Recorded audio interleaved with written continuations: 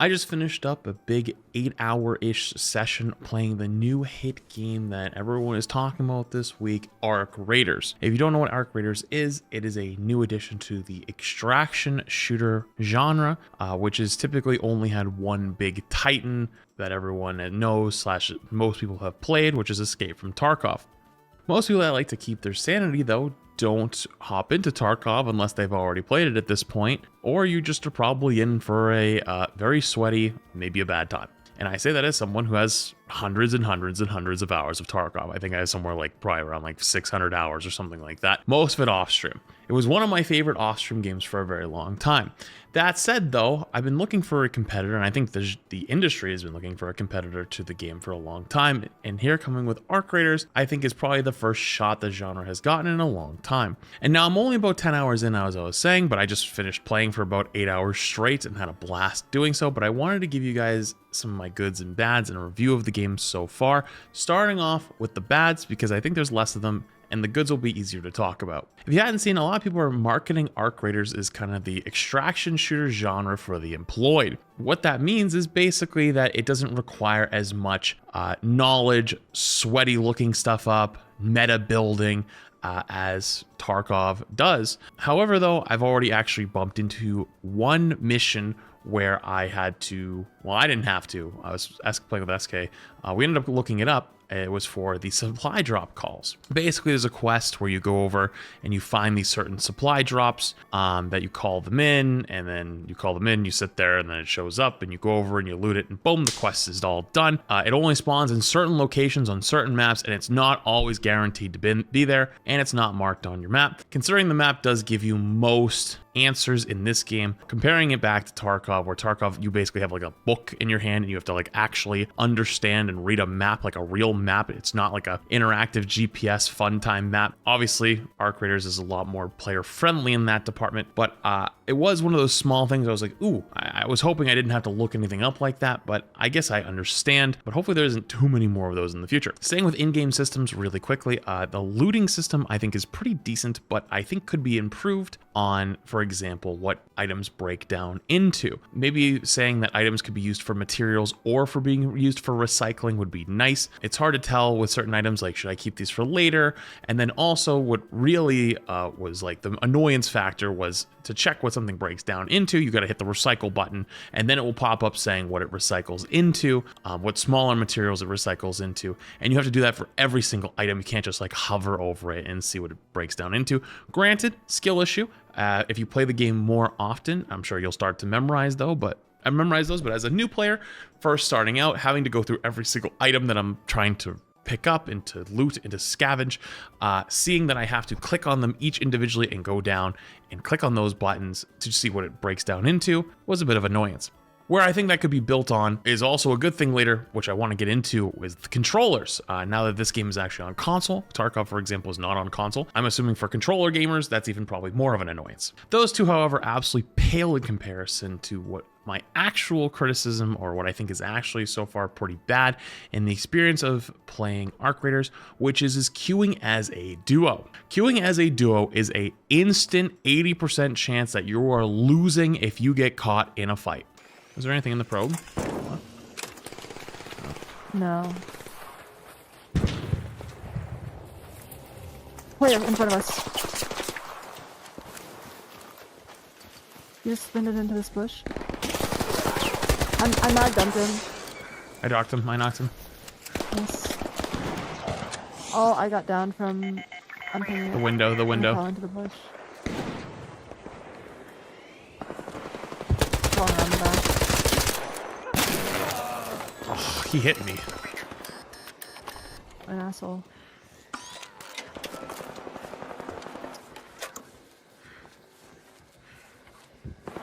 Us. There's a guy right in front of you. Oh, I'm stuck vaulting. I'll try to pin him. He's on pin.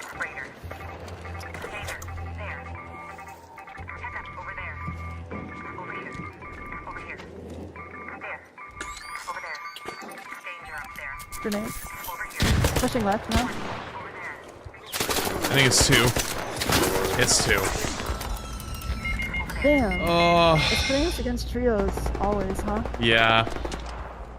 Pretty brutal. Duos versus trios is actually really hard. Basically, if you don't know how the way game works, which also, by the way, this is going to end up being a good thing for the solos, but solo queue typically gets put in lobbies with other solos, so you're only playing against, on average, one-man teams. When you play as a duo or a trio, and the maximum cap is a trio, you are always playing in lobbies with duos and trios. And every single time you are bumping into a trio.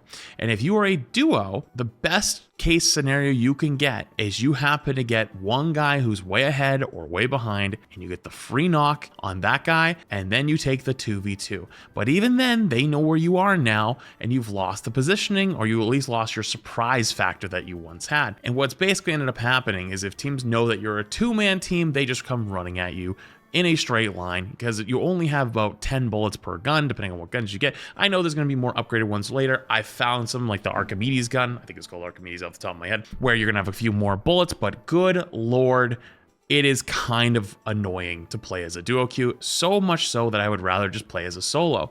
And as the game that is kind of marketing itself as the extraction shooter for the employed, I don't think it's probably a good thing for you and your buddy to want to not play together unless there's the third, where you just end up playing by yourselves. That's typically not as fun. How do you fix this? Maybe potentially having duos face more duos. That might be more difficult as the game goes on and has less players after its initial hype. Granted, we'll see.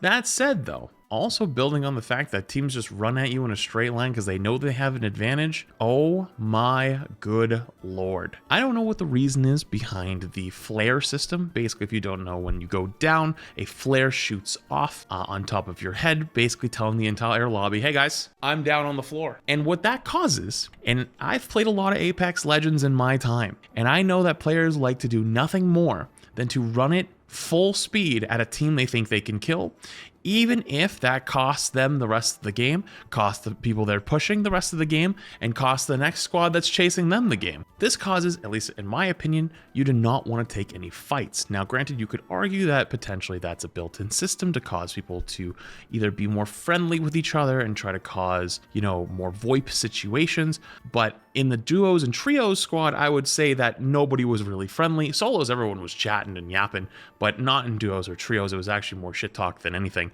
because you already have a squad to play with. You don't need to pair up with these people in the wasteland. You've already got your squad. There was actually a fight where me and my duo, I think we actually killed, no joke, 4 squads by ourselves. Like, back to back to back to back, and we died to the 5th squad that pushed us, and we were on the ground dying to the 5th squad, and they hadn't even come in to finish us yet, and the 6th squad showed up and killed them. And I'm like 90% sure as I was getting finished, I heard them get shot at. This was all in the span of about 3-ish minutes. I don't know if that's how it should be. I don't know if taking fights should be that punished. That's at least my own personal opinion. I wanted to at least put that here. Okay.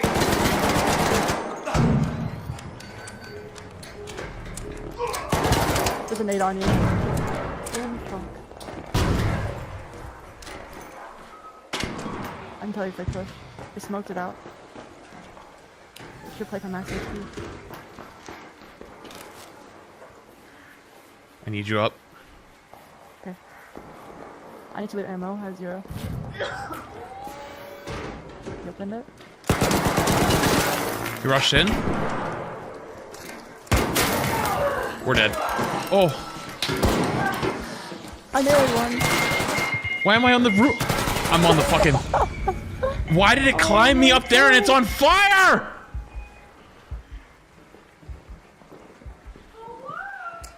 This is crazy, guys. This is crazy.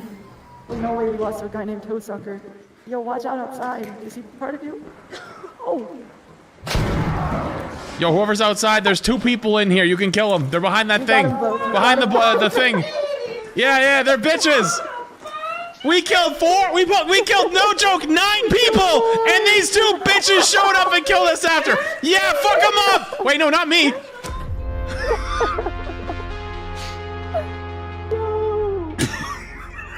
They stuck a grenade to me, and I walked into the 2 guys. That's so funny. And the last but not least things of the bads, the fucking tumbleweeds. like those goddamn tumbleweeds. Those things made me shit myself at least 15 times in the last few hours. I don't know what it is. They move like people. They come out of nowhere. Good Lord. Okay, this is actually a pretty good mechanic, but like, Jesus. All right, on to the goods, because this one's a lot longer. I'm not going to go into as much details on each one. First off, we finally have an extraction shooter to play that is not Tarkov. And everyone's sort of starting at the beginning as well. Granted, I know those the betas and the server slam, etc. But there isn't too much min-maxing and meta building yet. As a game ages, that's typically what ends up happening. Tarkov's no different. Every game's like that. Overwatch was like that. I'm sure League has been like that. Apex has been like that, where you kind of feel like you have to play the meta or else you fall behind everyone else. And I think that's always the golden age of when a game comes out. The other big advantage of this game is the controller support. This game is on PlayStation and on Xbox. So console gamers, I think this is their first real extraction shooter, I believe. There might be a couple others like Delta Force. I don't know if they ever ended up going to console, but this is their first console shooter experience. And I think that's actually awesome. They actually get to be part of the extraction shooter genre that's kind of always been gatekept for mouse and keyboard players in Tarkov. I mentioned in the previously a little bit in the bad, the VoIP. So if you don't know what VoIP is, basically you're able to do a proximity chat to people around you. And in the solo queue, this has been amazing. Hey, be cool. Okay. Come on in. Sorry, I just shut it.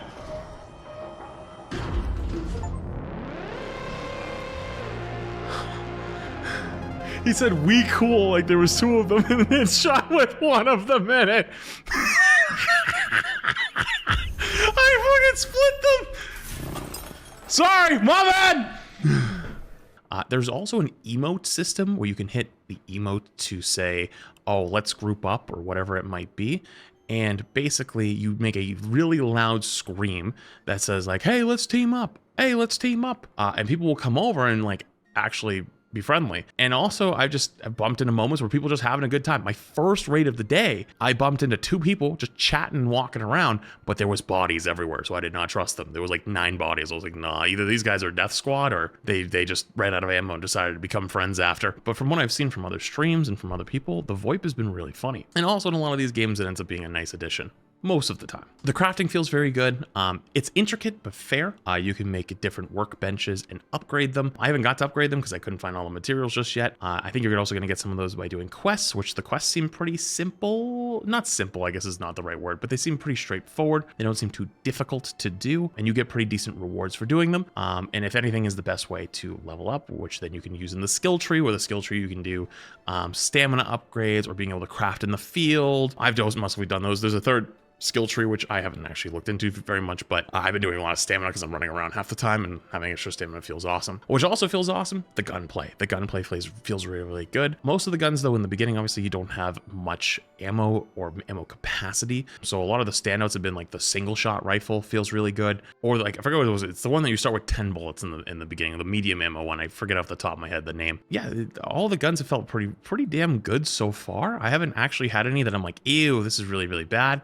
Even the SMGs, which weren't my favorite, weren't like a terrible experience. The only problem, obviously, is you have very little ammo, so you need to be very careful with your shots. And a lot of times it takes 2 guns to win a 1v1 with someone, because the reload time takes a while, and so it's always faster to swap to your secondary, or swapping to your secondary is always faster than reloading. That one's still drilled into my head 15 years later. The FPS felt really good. It feels like it's well optimized. I was playing on high settings while streaming on 3 different platforms at the same time. Never experienced any FPS drops. Graphics seemed pretty good. The only problem we ended up having was SK on the night map during a nighttime raid couldn't see 2 feet in front of her, but I think that was a monitor issue, not a game issue, because we seemed to got it corrected and I could see for miles in the dark, so it seemed fine. Oh, quite possibly one of the best additions, the free loadouts. Unlimited free loadouts. So if you don't know, in extraction shooters, when you die, you lose your stuff, except whatever's in your butthole, aka the 1 pocket slot. And so a lot of times you'll lose your weapons, and it's very easy to lose 3, 4, 5 runs in a row and go broke. And with a free loadout, you can go back into the fights, getting a randomized weapon, some randomized heals, and you can go in and try to scavenge and loot and take some fights and get some kills and get some free loot back that you wouldn't be able to get because you run out of money or run out of items or whatever it ended up being. And better yet, sort of like how the scav works in Tarkov, where you get that free item, they end up being pretty decent. Like the weapons so far have felt pretty good. Obviously, as the game scales up, I don't know if that'll keep up. That said, though, there's two really cool things that I think that it does. Number one, you can still complete quests as the free loadout. So if you play Tarkov, as a scav, you can't do your quests. You're just basically an AI controlled AI. You're still your same character, you're in your same outfit, you have your same cosmetics. You can go around and complete quests. So like, let's say you spawn in and you have the quest to kill the hornet with a sticky grenade, and you get a sticky grenade, and guess what? You get a free chance to go kill a hornet and go get your quest done, which I think is awesome. And also, if you finish the raid with that loadout, you can then trade it in at one of the traders to get a free basic loadout. So it's either like the combat one, the extra tactical pockets or whatever it is, or the loot box one, which is pretty nice as a nice little bonus for like, hey, you made your way out, congrats, here, we'll give you a free augment for your loadout, which is nice. The other thing that's really nice about this in the quest system is that quests are shared. It's shared within the squad. So if I and someone else on my team have a quest to, say, kill the hornet, right? Kill a hornet with a sticky grenade. Only one of us needs to get the kill. Granted, that does not count for fetch quests. That doesn't count for going to locations for an item. For example, I need to go to this area and click on something to repair a tower or something. It's basically to get you to explore the map. Those things don't count. You have to still go there and be there yourself. Like, you can't hey, you go to this side of the map, I'll go to the other side of the map, let's optimize getting our quest done as fast as possible. Does not work. That said, though, also, I do want to touch really quick on the prices and the cosmetics. There doesn't appear to be any microtransactions in the game. Actually, the Season 1 Battle Pass also is completely free, but the prices on those cosmetics does seem a little high. I played a little bit of the Finals, which is the same studio that makes Arc Raiders. The Finals and Arc Raiders are both made by Embark, and it seems like they probably use the same pricing strategy. But the Finals is a free game, so it's like, they'll probably figure that out. They seem pretty good with taking feedback, but maybe a little high for what the items are. They're not crazy, at least in my opinion. But I will say, though, there is a cool thing with some of the outfits where you need to achieve a certain rank in there's an arena thing that they have, and you get to a certain rank, and then if you maintain that rank through the whole season, then you get to keep that outfit. But I'm guessing if you drop out of that rank, you'll probably lose it. I thought it was pretty cool to get cosmetics for playing a certain game mode and getting to a certain rank and getting rewarded for them. And it seemed to have other outfits at the higher levels as well, but I didn't look too deep into those. Lastly, I wanted to touch on the dynamic maps. So there isn't that many maps. I'm sure there'll be more in the future. They do a pretty good job of keeping them somewhat fresh. And so sometimes they're daytime, sometimes there's night raids, sometimes there's rain, sometimes there's firestorms, sometimes they give better loot if it's at nighttime. Sometimes and at nighttime there's better loot, and they also have arcs running around. There's more of them, and they're more dangerous and they're more aggressive. So taking fights at nighttime is really spooky. But also there's fauna outbreaks, and when the fauna outbreaks happen, sometimes there's more medicinal items where you can get for your upgrades or for healing items or whatever. I thought those were cool things that kind of keep things fresh. And also there's some crazy thing called the Harvester, where there's the Queen. It's this giant spider. It's massive. It's the size of a literal fucking building. Apparently you're supposed to go in, Seagull was explaining to me a little bit. He did something with a technical test a while ago. He tried it, and basically it's like doing a boss fight. And apparently he was telling me that in a technical test they killed it, but it took the whole lobby. They had 15 plus players trying to take this thing down. We didn't get near. We shot it a couple times, but we couldn't draw its aggro because we were too far. We were not getting any closer. But it looks like there's potential for almost raid battles in the middle of the in the middle of your raid, I guess, because they're called raids, I think, which I think is pretty damn cool. The only meh thing I'm not sold on, but I'm fine with is, well, actually, no, that's not true. I'm personally okay with it because I think that it's fair. Is the PvE scale difficulty. If you piss off the rocket arc, you're just pretty much dead. It will hunt you down and it will kill you, but you get insane loot if you take it down. I killed one rocket arc because some other stupid squad was fighting it and they all died after rezzing each other 9 times, and the thing was low. We walked over, picked up their guns, which were pretty actually leveled. They had level 4 and level 5 of the sniper rifles. Just picked up, walked 2 miles away and just kept shooting at the thing until it blew up. That said, though, it does feel like it sometimes punishes you really hard for taking fights, where if you're taking a fight with another team, like 19 bots will show up out of a tree, and then you're like, oh god, this is ass. The other thing is that the arcs are really strong, but they do have weak points. Like for the basic ones, like the wasps, you just shoot the rotor blades and they'll take way less damage, and they like spiral out of control and fall. Or like the hornet, for example, which actually has armored front rotor blades while it's fighting you, but if like you have a teammate that's on the flank, or you just get a good angle on it, you can shoot the back ones, which are like much weaker, which I think is cool, like having weak spots on a lot of these enemies. But they are really, really strong, and sometimes they just rip you to shreds. But you know, I guess that's the whole point of like the story, right? You're living underground because these arcs have taken over the planet, and they're really, really scary. The only thing I wish better was like the fights taking with other players didn't feel so scuffed with like the flares and the arcs. All in all, I just want to say I had an absolute blast playing my first day, but I do sit here and I wonder, will it last? I think the genre hasn't had a true mainstream competitor to Tarkov in a very, very long time. And part of me also wonders about this thing that I've been thinking about for a long time recently that I've kind of dubbed the Marvel Rivals effect. What is the Marvel Rivals effect? When a game comes out and it's really, really good, but after a while, you know, the honeymoon phase starts to fade away and you start to see the flaws, whether it's not enough content, lack of updates, the community, whatever it ends up being for you personally. You start to no longer enjoy it as much as you once had, and you go back to what is comfortable. That big AAA title that you've been playing for many, many years between big game hype cycles, whether that's for some it's Valorant or CS, for some it's Apex or Fortnite, for some people it's Overwatch. And for this genre, it might be Tarkov. Do I know if that's going to happen? I don't know, but I can't help but see this trend where another game comes out to challenge the number one, a long-standing number one, that has a really dedicated fan base but really wants something new. Then they get something new, they enjoy the something new for a few weeks or few months, and then they go back to whatever it was. Actually, we might even see this with COD and Battlefield soon. Battlefield that just came out recently, and it's been pretty good. They also just came out with a BR mode, which has been pretty good, apparently. I played a little bit of it. I'm not the best judge of BR games. I had fun, but like nothing crazy. It just felt like reskinned Warzone. That said, though, will people start going back to COD again over time?